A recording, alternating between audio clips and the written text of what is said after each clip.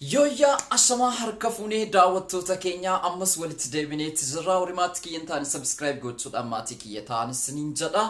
Dhaggeeffadhaa waan maashoonna goote wantoota ishee burtukaana goote sarbaa ishee bareedaa gangalchite maashoonna boojitee na dhuunfatte gaaleessas nan dhufee mataa dhufta eeggaddas nan dhufee mataa dhufta aatenyuun jaaladhe gaana boonta aatenyuun jaaladhe gaana boonta.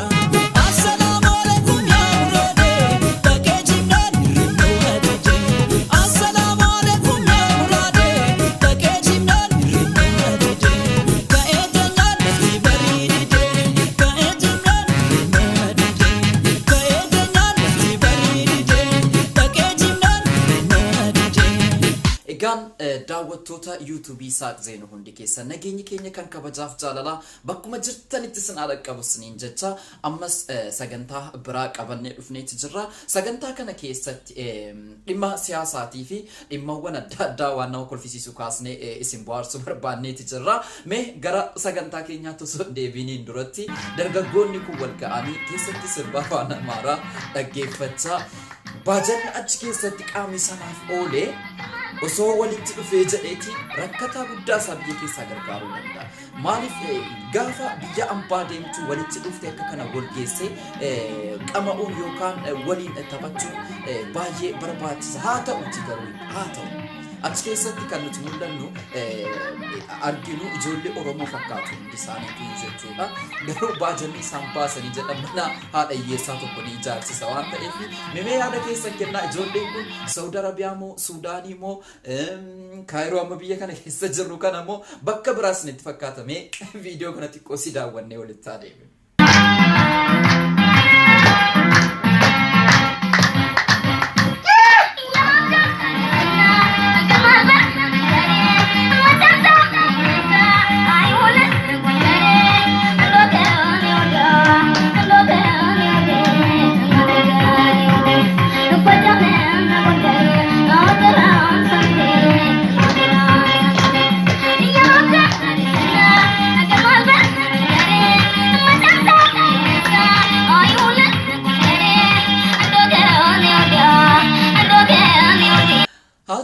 Sirboota afaan Oromoo hedduutu jiru. Keessatti ijoolleen gara Saudi Arabiyaa kuni yeroo ammaa kana keessatti waan kana kaasuun illee barbaachisu sababni isaa baay'ee miidhaa gurguddaa san irratti dhaqqabaat jira. Namoonni hiriyoottan kan ka'e namoonni hedduun kanneen akka Naawwii kanneen akka Xaahir namoota baay'ee haati manaa kiyyaallee akka kana osoo hin hafin jechuudha mana hidhaa keessatti jirti. Mana hidhaa sana keessatti guyyaa guyyaadhaan information jiru tokko tokko naan geessi turte. Haalli achi keessa jiru baay'ee rakkisaadha dhugaa dubbachuuf taanaani. Waan kana kaasuun illee barbaanne xiqqoodhuma ittiin haa taphannuudhaafi yaada keessan ka'aati ijoollee biyya eessaati akka ta'u yaada keessan komantii jalatti naaf ka'a. Viidiyoo kana amma yeroo viidiyoo hojjedhu laayikii namoota meeqa akka godhanu yoo bicatee jedhee viidiyoo kanaaf laayikii 1000 nan barbaada jechuudha. Sababni isaa laayikii yoo gootanis waa tokko rakkoon qabu isinirraa wanti inni hir'atu hin qabu waan ta'eef views subscribe yoo walii gooneefis tariitii naaf faayidaa qabaachuu danda'a. Faayidaan argadhu kana keessatti tariitii lammiiwwan kan koo ofiis fayyaduu ni danda'a waan ta'eef YouTube kan koo subscribe gochuu hin dagatina. Inni kan biraa muummichi ministeera Itoophiyaa Abiy Ahmad jechuudha. Hitler jaarraa 21ffaa jechuu nama dandeenyudha. Akkuma beekamu erga aangoo kana qabateeti biyyi Itoophiyaa jedhamtu keessatti biyyi Oromiyaan akkasiin diigamtuudhaaf ga'ee inni taphataa ture jechuudha. Dhiiga ilmaan Oromoo qarreef qeerroo 5,000 oliin aangoo qabate. Erga inni aangoo qabatee as biyyi Itoophiyaa jedhamtu diigumsa jalaa hin hafne nama Noobeelii nagaa badhaafamee waraana keessatti jaarraa 21ffaa keessatti gochi akka kanaa mootummaalee amma jiran kana keessaa irraa hin bareenne dagoggaa sanyii ilmaan Oromoodhaaf ilmaan Tigraay irratti nama raawwateedha akkuma beekamu jechuudha. Erga inni aangoo qabatee lammiileen Itoophiyaa akkasumas lammiileen Oromiyaa biyya ambaa jiran kabaja dhabaniitu jechuudha.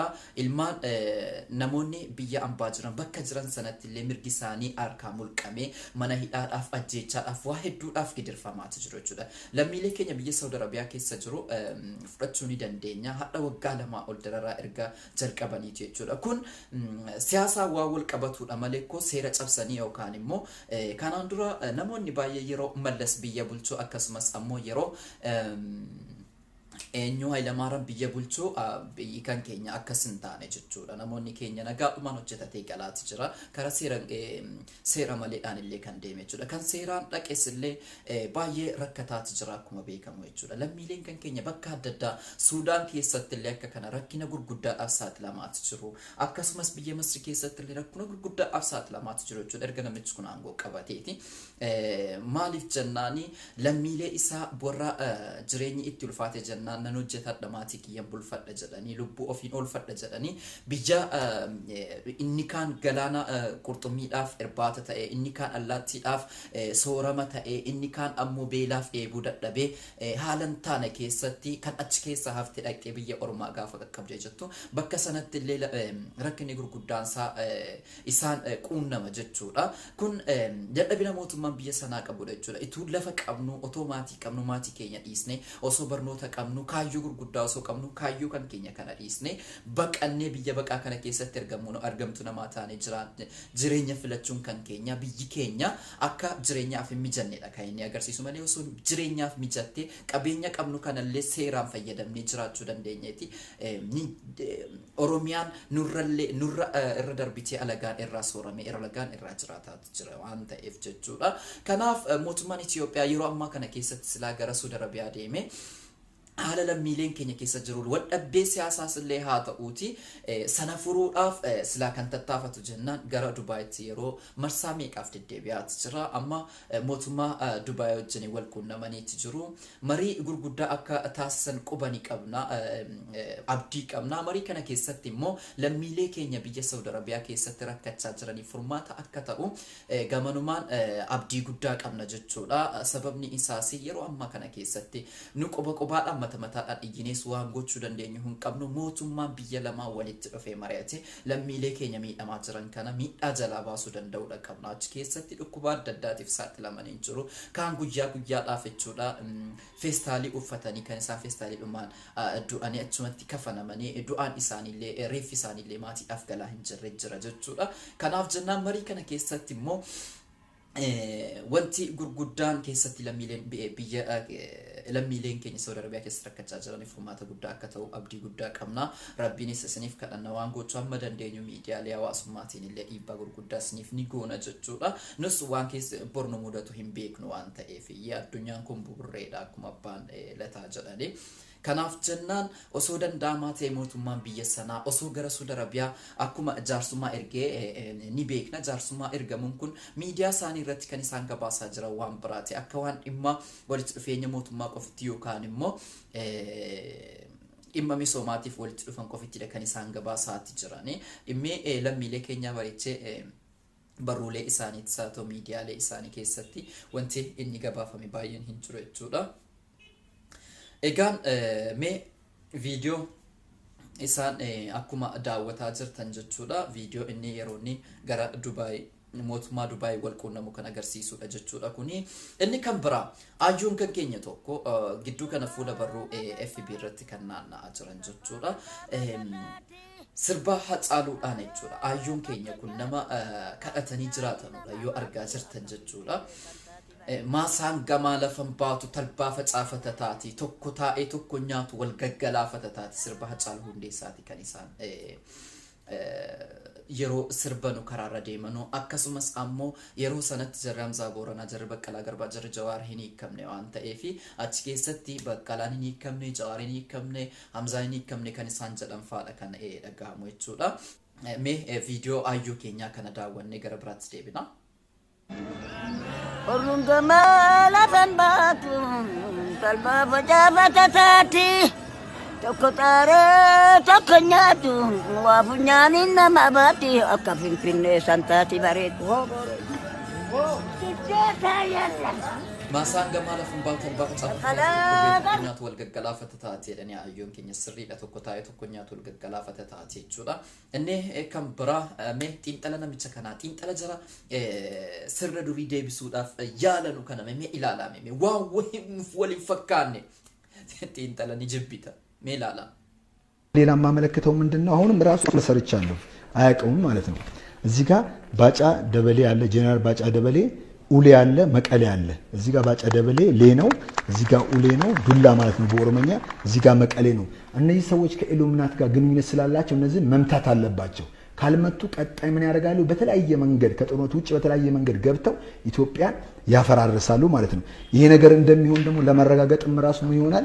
እዚህ ጋር ወያኔ አለ፣ ከወያኔ ጋር ሸኔ ገጠመ። ከሸኔ ጋር ደግሞ ቀጥሎ ወደ ከተማ ሲመጡ ፊንፊኔ አዲስ አበባ ከተማ እናገኛለን ማለት ነው። እዚህ ጋር መጽሐፍ ቅዱስ ማኔ ቴቄል ፋሬስ ይላል። እዚህ ጋር ምንድነው? ይሄ የናቡከደነጾር ልጅ ከቤተ መቅደስ የመጡት የእግዚአብሔር ነዋይ ቅዱሳንን ጣዖት እያመለከ ሲጠጣባቸው ነበረ። ሃይማኖትንና መንፈሳዊ ሴቶችን ስለነካ እግዚአብሔር ምን አለው? እዚህ ጋር ማኔ ቴቄል ፋሬስ ብሎ መንግስት ፈርሳለች አለው። ስለዚህ ምንድነው የሚያመለክተው? በኔኔ መንገድ እነዚህ ወያኔ እየመጣ ሲል ለብልጽግናም ራሱ በተለያየ መንገድ ያሰውታል። እየመጡለት ነው እዚህ ጋር ማለት ነው። በቀመር በፊደል ውሃ ልክ ጠብቀው እየመጡ ስለሆነ መጠንቀቅ አለበት። Dalaga kana warra sirna minilik deebisuudhaaf yaalanu karaa ittiin qabsoo uummata Oromoo kana laamsisuudhaaf cinqamanudha kan isaan waan akka kanaa godhanu. Mee kanaaf ammoo Ahmadiin Jabali ji'a muraasa ji'a kanaan dura xiqqoo si fagaateeti jira jechuudha. Waggaa guutee jira. Dhimma seenaa irratti waan gaafatame wayii qaba. Kanaan akka inni deebii ilaatuuf jechuudha. Mee viidiyoo Ahmadiin Jabal kana ilaalaami. Namoonni tokko inumaa amma maaltu karaa yeroo siyaasa keessattis haa ta'u seenaa darbe haa dhiifnu maaliif kaafna waan darbe waan haarawaa ijaarru ka jedhantu jira. Kun sirriidha dhugumatti seenaan darbe cufamee seenaa haarawaa hojjetuun ni danda'ama? Seenaa dhiisuun hin danda'amu. Seenaa dhiisuun hin danda'amu. Namoonni kana jedhanus seenaa wayii filataniiru. Seenaa gaariidha jedhanii sammuu jaraatiin laalcha jaraatiin bareeda jedhan filatanii isa qofa himnaa jedhu.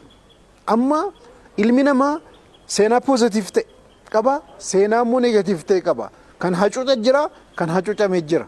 Kan mo'ate jira, kan mo'amee jira. Always seenaa lammanuu parallelii. Amma kamirratti haxiyyeeffannudha. Gaaffii ta'e kan dhufuu qabu malee seenaa wallalchiisuu hin dandeeffna jennaan.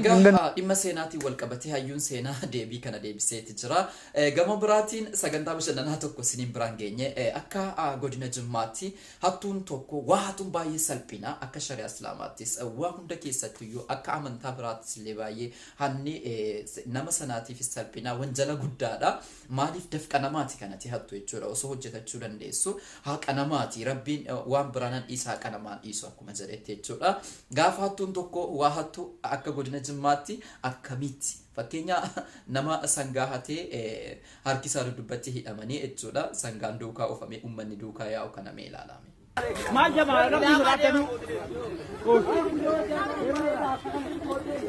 Maal mul'ataaf fuulatti ilaaltanu?